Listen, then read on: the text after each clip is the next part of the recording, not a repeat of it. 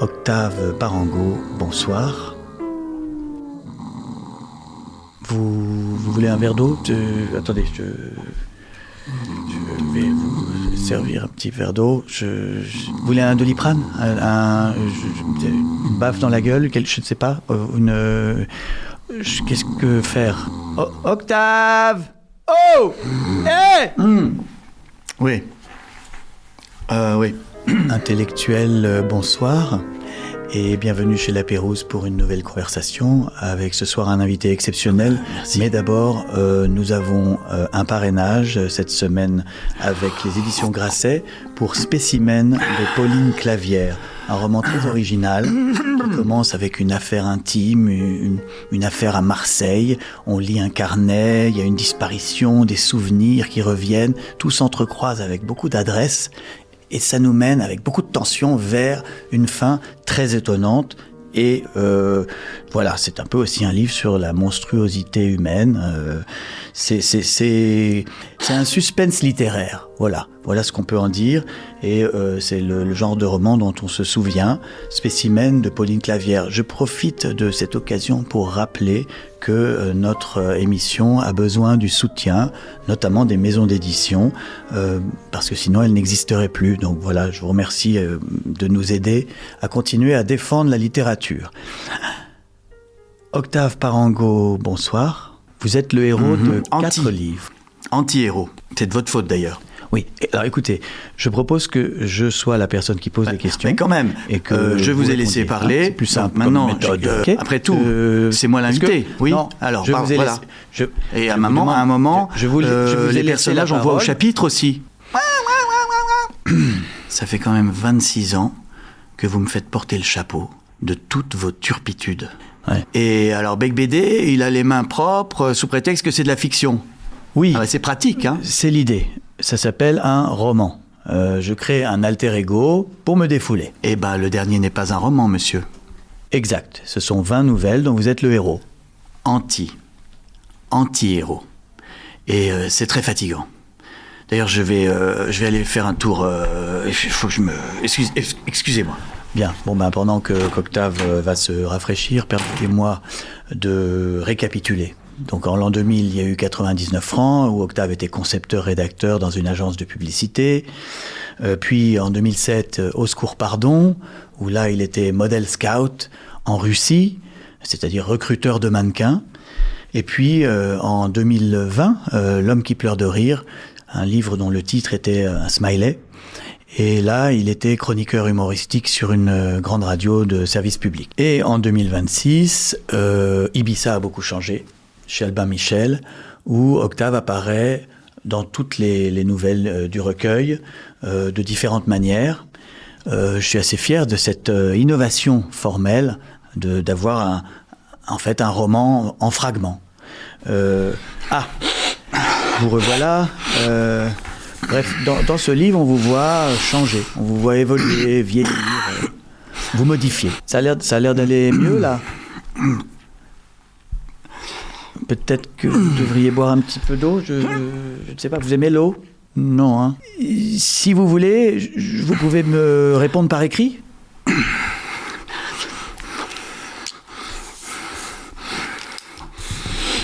Pourquoi m'avoir créé? Bonne question, Octave. L'idée m'est venue du narrateur récurrent chez Charles Bukowski, qui s'appelle Henry Chinaski, surnommé Hank. Et en fait, j'ai trouvé que c'était une idée assez pratique d'avoir un double qui revienne dans plusieurs livres. C'était aussi le cas de Philip Roth avec Nathan Zuckerman, ou de Frédéric Dard avec San Antonio. Enfin, c'est quelque chose d'assez fréquent, de garder le même nom pour un personnage dans plusieurs livres. Et ça donne une liberté, évidemment, au romancier. En fait, on peut se défouler, se décharger sur un narrateur qui revient, qui vieillit en même temps que soi, et qui est aussi une version outrancière, exagérée de soi-même.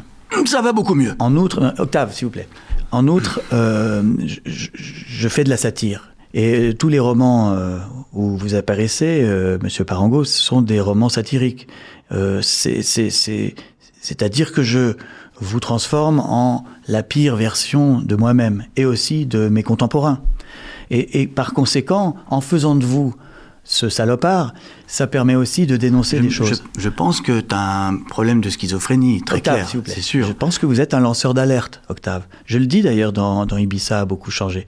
Vous êtes un lanceur d'alerte parce que vous regardez le monde avec une espèce d'arrogance, d'impertinence, de liberté, qui fait que vous voyez des choses et vous dites des choses que personne d'autre que vous ne dit. Dans celui-là, c'est sur l'IA. Mais dans les précédents, vous avez dénoncé pas mal de choses sur la communication, le mannequinat, l'espèce d'omniprésence de l'humour partout. Et donc c'est votre talent à vous, Octave. Vous êtes un connard utile. Bon, je vais passer au tutoiement, c'est plus pratique. Octave, lequel des livres où tu apparais préfères-tu ? Donc 99 francs. C'était marrant, c'était cool d'être joué par Jean Dujardin. Dans Au secours pardon, c'était plus sombre. C'est quand même l'histoire d'un type qui finit par draguer sa fille. Et puis ensuite, il y a eu L'homme qui pleure de rire. Dans L'homme qui pleure de rire, bon voilà, je suis chroniqueur, humoriste, je me ridiculise à la radio et je pars de Paris. Finalement, là, c'est plutôt un moment d'équilibre. Et au fait, t'as des nouvelles de Marc Marronnier ? Parce que Marronnier, c'était pas dans les mêmes livres, mais vous vous croisez à un moment. Non, et c'est bon signe pour lui. Franchement, Octave, je trouve que tu vieillis bien. Parce que au début, tu étais vraiment insupportable. Tu étais très cynique, très nihiliste, autodestructeur. Et j'ai l'impression, à la fin d'Ibiza a beaucoup changé, que toi aussi tu as beaucoup changé. Tu t'es stabilisé. Ça va un peu mieux, non ? Pardon, je t'arrête tout de suite. Dans Ibiza a beaucoup changé. Les 2 tiers des histoires concernent des obsédés minables, des dragueurs de nuit, un animateur télé complètement cynique. Il y a une fille qui se suicide parce que tu ne l'as pas rappelée. Il y a un concours de squirt à Ibiza. Franchement, là, non, tu rêves. Stabilisé, oui, à la fin, oui. Là, à Center Parcs, évidemment, il est stabilisé, oui. Oui. Patron. J'en ai un petit peu marre d'être ta tête de turc. Je ne suis pas un punching ball humain. Oui, bon, je suis désolé, pardonne-moi, mais tu sais, après chaque livre, je me dis que c'est la dernière fois. Même après 99 francs, puis après Au secours pardon, à chaque fois je me dis que c'est fini, on ne se reverra plus. Et puis, tu reviens. Tu es quelqu'un dont je n'arrive pas à me débarrasser. Je ne me sers pas de toi, mais il se trouve que tu m'inspires. Et Octave, ne sois pas fâché si j'ai besoin de toi. J'ai besoin de toi pour dire des choses sur mon époque. Ah, ça c'est gentil, ça. Voilà, là c'est gentil.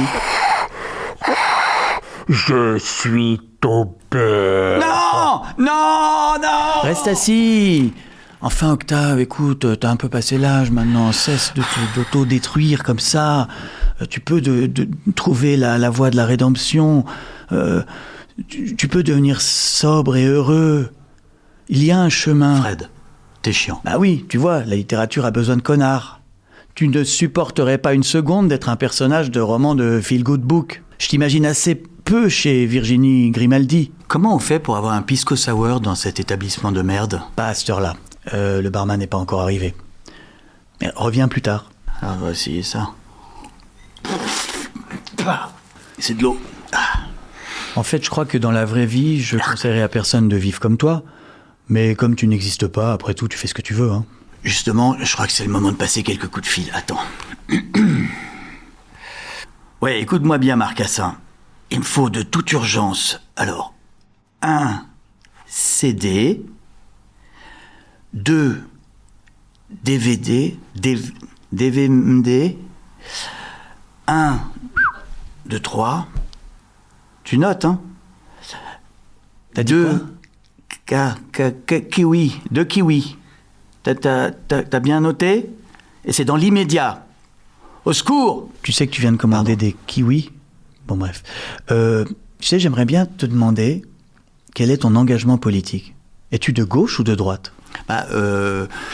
Dans 99 francs, c'est clairement d'extrême gauche. Je milite contre la surconsommation, le capitalisme sauvage, la manipulation des masses. D'ailleurs, à l'époque, le Parti communiste t'avait convoqué, place du colonel Fabien. Après, dans Au secours pardon, Je dénonce les viols de mannequins par des oligarques russes. Là, pour le coup, c'est ni de droite ni de gauche, mais c'était en avance, en 2007. Et puis, dans L'homme qui pleure de rire, comme je critiquais l'omniprésence de l'humour politiquement correct sur une radio du service public, là, oui, c'était catalogué plutôt à droite. Et le dernier ? Dans le dernier, je dirais que c'est ni droite ni gauche, parce que ce combat-là est dépassé. C'est d'un côté les accélérationnistes, de l'autre les extinctionnistes. C'est-à-dire, en gros, je pense que je suis un humaniste contre les machines. Dans ton entretien avec le Père Noël, tu as l'air de te désigner comme le seul responsable des dégâts du capitalisme. C'est pas un peu avoir la grosse tête de penser qu'on est à soi tout seul la cause de tous les malheurs du monde ? L'avantage quand on est un personnage de fiction, c'est qu'on est juste un symbole. Je pense que Beigbeder a voulu faire de moi le symbole ou la métaphore de tous les citoyens du système occidental qui surconsomment, polluent, sont des hédonistes qui en même temps se plaignent, dénoncent le capitalisme sans rien faire pour le changer. Cette contradiction, c'est celle que Beigbeder me fait porter. Bien sûr. C'est insupportable, je suis d'accord, mais il fallait bien que ça tombe sur quelqu'un. Voilà. Je suis d'accord avec toi. En fait, tu interroges, je pense, dans mes aventures, tu interroges les paradoxes et les contradictions des habitants de pays capitalistes. C'est exactement ça. C'est ce que je crois que tu essayes de faire. Et puis tu mets tout sur moi et après tu pars en courant. Ouais. Depuis longtemps, tu décris et même vis une sorte de suicide occidental. Et cette fois, là, dans Ibiza a beaucoup changé, Octave, j'ai l'impression que tu as trouvé une voie de sortie. Tu dis que la France, pays littéraire par excellence, peut devenir le lieu de la résistance contre les IA, contre les robots, contre les machines, le digital, tout ça. C'est ça ta nouvelle utopie ? Une sorte de collapsologie optimiste ? Moi qui ai pleinement profité des années 90 et 2000, évidemment que je suis agréablement surpris par le fait que tu indiques une sorte de lumière au bout du tunnel. Et le digital, c'est pas mon monde. Moi, je comprends pas cet univers numérique qui accélère et qui devient de plus en plus robotique. J'ai pas envie de devenir une machine. J'ai pas envie d'être connecté avec Internet. J'ai trop de souvenirs de ce moment de liberté qui a été la décennie dorée entre 1989 et 2001. Donc, je suis assez content que tu aies indiqué que peut-être la France avait un rôle à jouer. C'est la première fois que, d'ailleurs, t'es sérieux. Je me demande si t'es vraiment sérieux là-dessus. T'as une utopie, enfin, à 60 balais. Qu'est-ce qui t'a pris, là ? C'est une bonne nouvelle. Mais d'un autre côté... Attendez, excusez-moi. Ah oui, c'est bon, il arrive. C'est bon. Il est en route, là, le gars. Ouais. Dans ton entretien avec la poupée Barbie, avec le Père Noël, tu prouves que t'es resté quand même incapable d'être un adulte. Hein. Oui, c'est très bizarre, ce que tu me fais faire. Tu me fais aller en Laponie voir le Père Noël, tu me fais rencontrer la poupée Barbie chez Angelina. Pourquoi est-ce que tu ne grandis jamais ? Parce que moi, j'ai grandi. Moi, Octave, j'ai changé. Toi, j'ai l'impression que t'es un peu plus immobile que moi. Je sais qu'on n'est pas adultes, ni toi ni moi, mais je mûris plus que toi alors que je n'existe pas. C'est ça qui est bizarre. Pourquoi tu penses que je suis pas mûr ? Non, mais je pense que c'est ton métier. T'es écrivain, et les écrivains, ça doit garder une naïveté. Ça doit avoir un regard innocent sur le monde. Et pour montrer son absurdité, il faut le regarder avec étonnement. Et c'est ça que tu fais. Moi, le rôle que tu m'as assigné, c'est d'être blasé. Je peux pas être à la fois innocent et revenu de tout. Bon, je suis ton auteur, mais j'aimerais avoir ton avis sur le fait que ton auteur parle de son amnésie en permanence. Qu'est-ce que ça fait d'être le personnage d'un type qui n'a pas de mémoire et qui écrit pour se souvenir de ce qu'il a oublié ? C'est embêtant quand on est créé par quelqu'un qui perd la mémoire, Parce que évidemment, il fait faire n'importe quoi à son personnage. C'est comme si j'étais dirigé par un chef d'orchestre amnésique. Mais au fond, je comprends parce que il écrit pour essayer de se souvenir. Et peut-être qu'en écrivant, la mémoire revient. J'avoue, je sais pas, moi, je contrôle rien dans cette histoire. J'y suis pour rien, moi. Tu sais que c'est assez émouvant quand tu parles sérieusement. C'est la première fois de ta vie que tu parles sérieusement. Alors, je voulais savoir, qu'est-ce qui symbolise le plus pour toi les années 90 ? Est-ce que c'est le fait qu'à l'époque, on dansait encore sur des slows ? Est-ce que c'est que 3 milliards de femmes voulaient ressembler à la même ?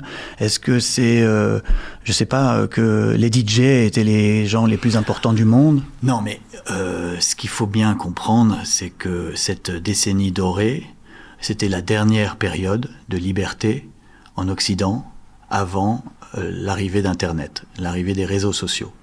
Donc nous n'avions pas de téléphone sur nous, nous ne pouvions pas prendre des photos de tout le monde, ni de nous-mêmes, nous n'étions pas surveillés ni géolocalisés, nous avions cette espèce d'insouciance qui aujourd'hui fait la nostalgie de tout ce que tu écris. Et en plus, une nouvelle musique est née à ce moment-là. Dans les années 90, ça s'appelait d'abord la techno, puis la house, puis maintenant l'électro. Et cette nouvelle musique, elle a entraîné tout un mouvement culturel, quoi. Et il y avait les raves. Je me rappelle, moi, d'être allé à la première rave.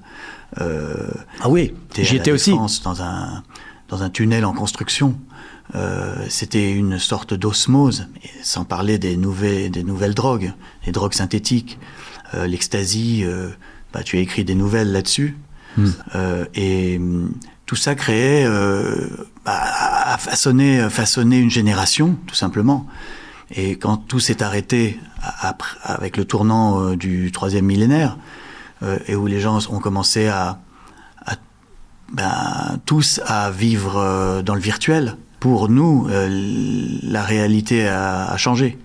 On n'était plus obsédé par la réalité, mais par avoir un avatar, être quelqu'un d'autre, s'exhiber, se parler sur des outils technologiques et pas en vrai. Moi, j'ai le souvenir d'aller à des soirées où on pouvait s'embrasser sans se connaître, sans savoir le nom de la personne. Je connais pas, je suis trop âgé pour savoir, mais j'ai l'impression que ça n'existe plus. Oui, tu dis à un moment, enfin tu dis, mais c'est moi, que au XXe siècle, on travaillait à réduire les distances entre les humains et qu'au XXIe, on les augmente. Tu peux développer ? Oui, c'est très frappant parce je me souviens, on était obsédé par l'idée de l'Europe, par exemple.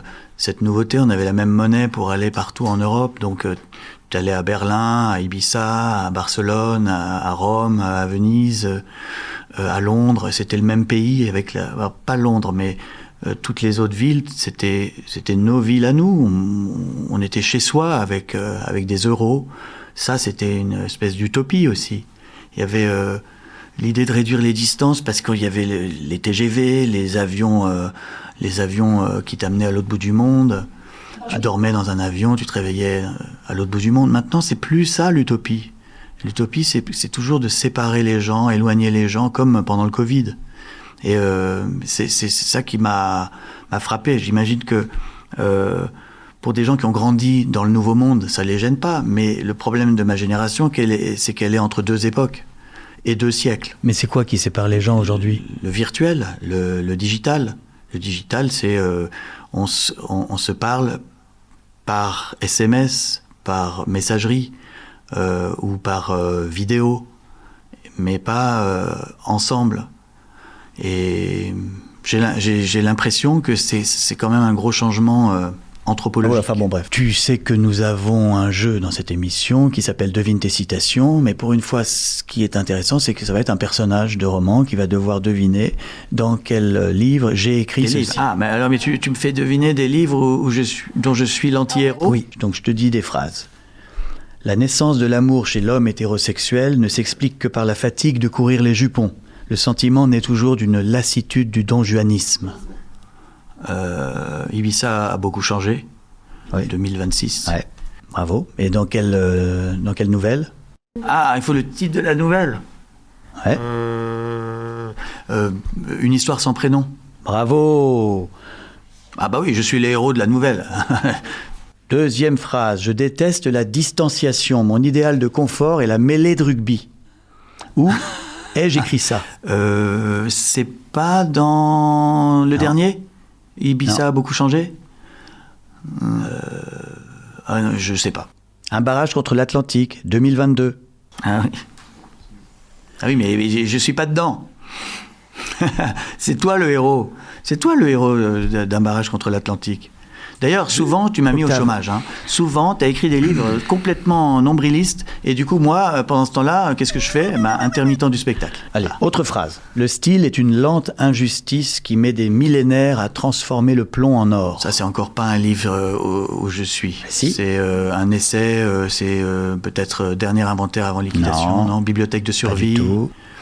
Nananana. Le style est une... Oh, l'homme qui pleure de rire? Non.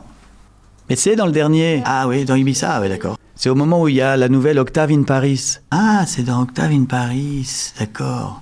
Oui, mais bon, j'étais bourré, je m'en souvenais pas. Il faut peut-être que tu arrêtes les produits. Hein. Oui, ah oui, d'accord. Oui, en fait, je comprends pourquoi je m'en suis pas souvenu.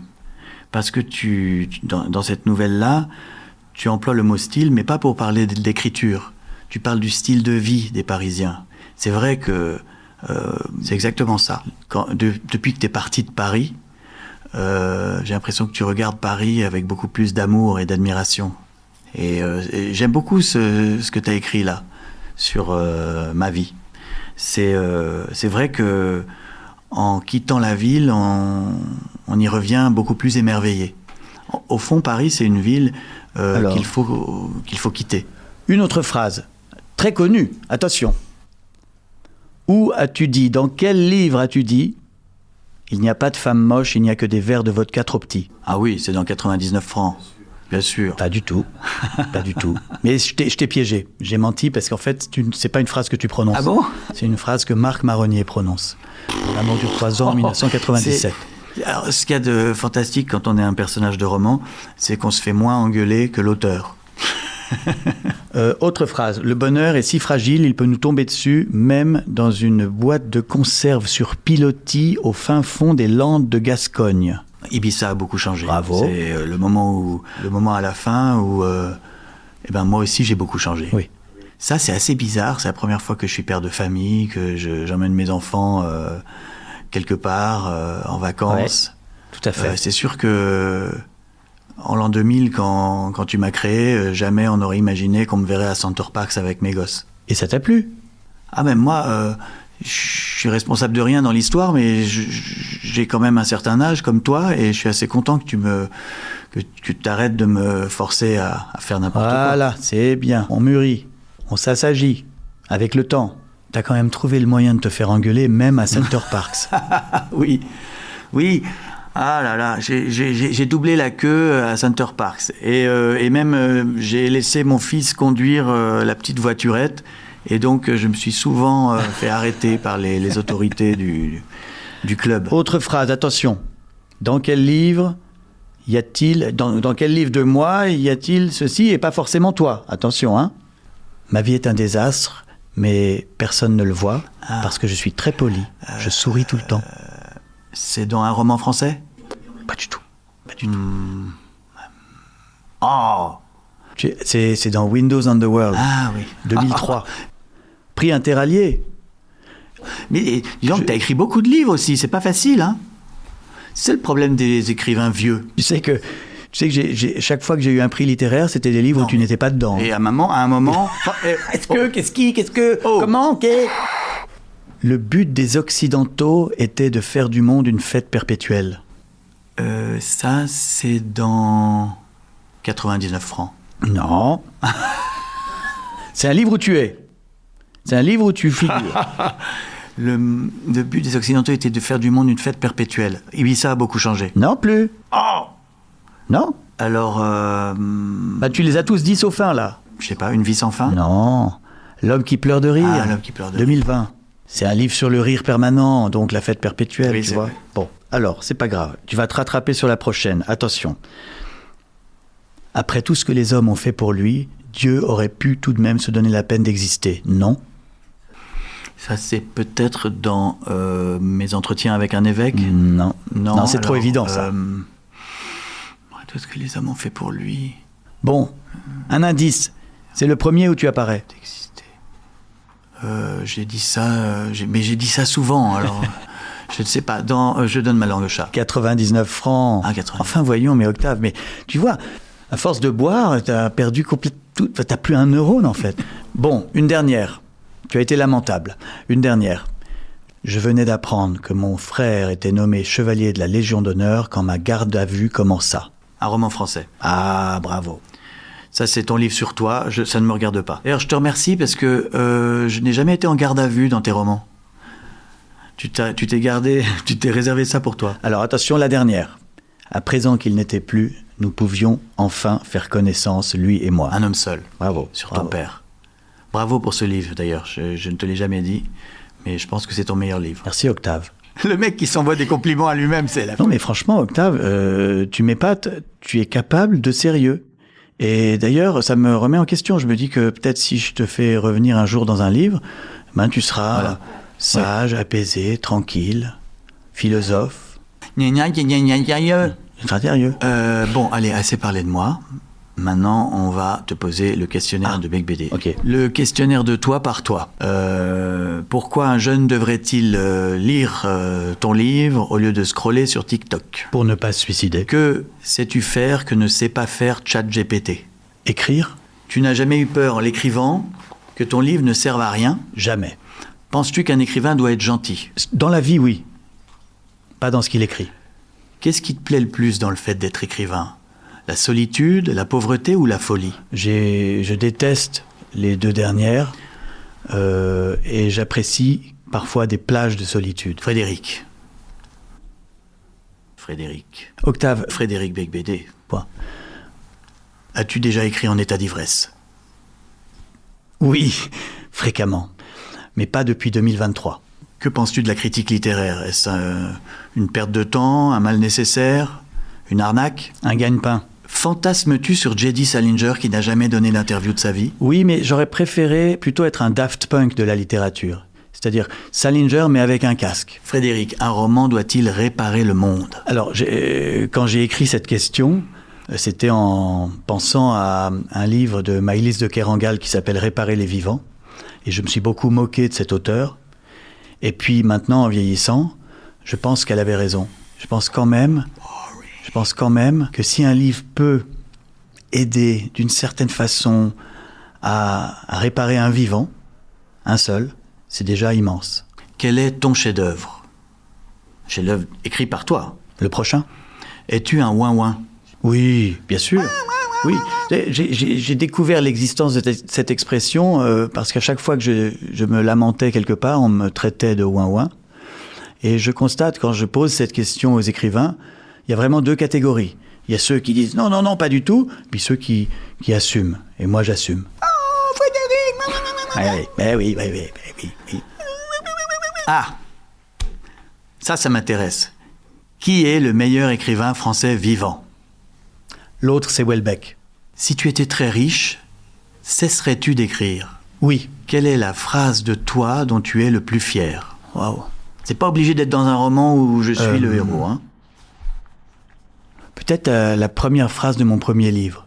En ce temps-là, tout était grand. As-tu menti durant cette conversation? Mentir, c'est mon boulot. Quel est ton âge mental? 8 ans. C'est l'âge où j'ai commencé à écrire. Je suis resté bloqué à l'âge où j'ai pour la première fois ouvert un cahier Clairefontaine et commencé à prendre des notes. Y a-t-il un livre que tu regrettes d'avoir écrit? Il y a un seul de mes livres... Enfin, bon, on regrette tous les livres qu'on a écrits, on aimerait les corriger éternellement. Mais il y en a un où j'ai voulu mélanger le roman avec des interviews de savants. C'est Une vie sans fin. Et je pense que ce mélange-là ne fonctionne pas. J'aurais dû vraiment faire 100% de la fiction ou écrire un essai sur l'immortalité. Mais le mélange des deux est assez indigeste. Bon, on passe au conseil de lecture, c'est très important, hein, parce que tu emmerdes tout le monde avec tes questions et maintenant il est temps que tu en sois victime. Alors Frédéric, un livre qui donne envie de pleurer. Tendre est la nuit de Scott Fitzgerald. Je pleure à chaque fois que je le relis. Et un livre pour arrêter de pleurer? Woman de Charles Bukowski. C'est désopilant, mais en même temps, on peut repleurer en le lisant. Un livre pour crâner dans la rue? Cool Memories de Jean Baudrillard, à condition de prendre la première édition en Galilée. C'est un livre carré, tout blanc, c'est assez chic. Un livre qui rend intelligent? La Société du spectacle de Guy Debord. Un livre pour séduire? La réponse, je l'ai donnée dans une émission avec Michel Houellebecq. Ce sont les poèmes saturniens de Paul Verlaine. Je pense que si tu récites « Je fais souvent ce rêve étrange et pénétrant d'une femme inconnue et que j'aime et qui m'aime et qui n'est chaque fois ni tout à fait la même, ni tout à fait une autre, et m'aime et me comprend », si tu récites ça, déjà tu mets beaucoup de chance de ton côté. Et c'est de la merde cette réponse. Un livre que tu regrettes d'avoir lu? C'est un livre horrible d'un des plus grands écrivains, c'est Bagatelle pour un massacre. Il y a un chapitre très beau sur la pub, très juste, c'est assez visionnaire sur la publicité. Tout le reste est tellement abject que ça tombe des mains et oui, on se sent sali. Et surtout, ça salit un grand prosateur et donc ça fait vraiment... C'est un livre qui brise le cœur parce qu'on regrette non seulement de l'avoir lu, mais d'aimer son auteur. Un livre que tu fais semblant d'avoir fini, Frédéric? Ulysse de Joyce, comme tout le monde. Quel est le livre que tu aurais aimé écrire? Gatsby le Magnifique, bien sûr. Le pire livre que tu aies jamais lu? C'est encore de Joyce, pardon de m'acharner, mais Finnegan's Wake. C'est-à-dire que chaque page coupe les doigts. La question Fahrenheit 451, si les livres étaient interdits et brûlés par des pompiers, lequel serais-tu prêt à apprendre par cœur et tu deviendrais lui? Tu ne t'appellerais plus Frédéric Beigbeder. Oui, en fait, je crois qu'il y a un livre qui est assez court pour le retenir par cœur et dont on se lasse jamais. C'est un recueil de poésie de Paul-Jean Toulet qui s'appelle Contre-Rime. Et j'aimerais bien m'appeler Contre-Rime. Y a-t-il un livre qui t'a sauvé la vie? Non, mais je pense que quand j'ai lu Sur la route, ma vie a changé. Écoute, ça m'a fait très plaisir de parler avec toi parce que c'est la première fois qu'on se parle sans faire finalement de numéros d'imagination et d'être un peu naturel ensemble, même si c'était un exercice un petit peu schizophrène. Oh, tu sais bien que je t'aime. Sans toi, j'existerais pas. Donc merci Octave. Connard. Je rappelle à nos fidèles auditeurs qu'il faut absolument se précipiter sur cet immense livre d'une immense qualité stylistique et en même temps d'une beauté physique. Ce roman par fragments turquoise chez Albin Michel, Ibiza a beaucoup changé de moi-même. Oui, mais merci de lire le livre dont je suis le personnage principal. J'ai quand même beaucoup souffert pour que ce livre existe, donc s'il vous plaît, merci d'aider aussi les employés. Merci beaucoup de nous suivre. Je vous rappelle que Victor Hugo, en 1840... Oh, ça c'est de la merde. Non, s'il vous plaît, Octave, non, laissez-moi finir l'émission. Je suis quand même un peu chez moi, s'il vous plaît. Bien, alors... oui, je vous remercie donc tous et je voulais vous rappeler que lire, c'est boire et manger. L'esprit qui ne lit pas maigrit comme le corps qui ne mange pas. C'était Victor Hugo en 1840. Merci de votre attention. Merci infiniment d'avoir été là, Octave Parango, mais... Octave ? Octave ? Qu'est-ce qui...